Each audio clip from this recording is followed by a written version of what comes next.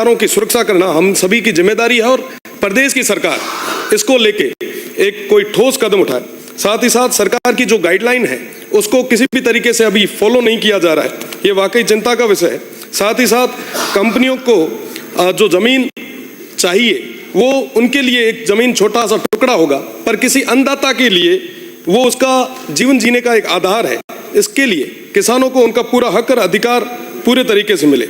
हमारे उस क्षेत्र में किसानों के पास भूमि बहुत कम है और कई सारे किसान ऐसे हैं जिनके पास 5 से 7 बीघा जमीन ही है। एक पोल की वजह से वो पूरी जमीन कहीं ना कहीं कवर हो जाती है, जिसके कारण वो खेती करने में भी असमर्थ है। हमारा निवेदन ये है कि आप लाइनें निकालें, पर कम से कम उस किसान को पूरे तरीके से मुआवजा दें। वर्तमान में जो सहमत नहीं होता मुआवजे से, उस पर पुलिस और प्रशासन द्वारा एक दबाव बनाया जा रहा है, धमकाने की आए दिन ऐसी घटनाएं सामने आती है।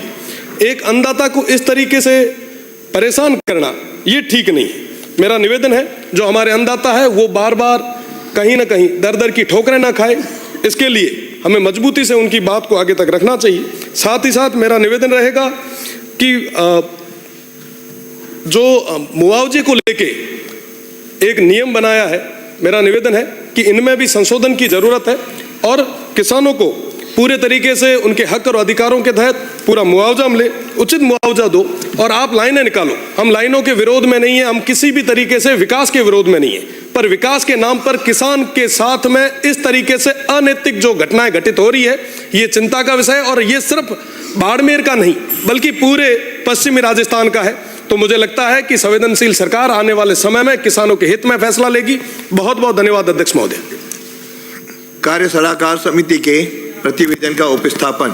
अध्यक्ष महोदय, मैं कार्य सलाहकार समिति के 8वें प्रतिवेदन का उपस्थापन करता हूं।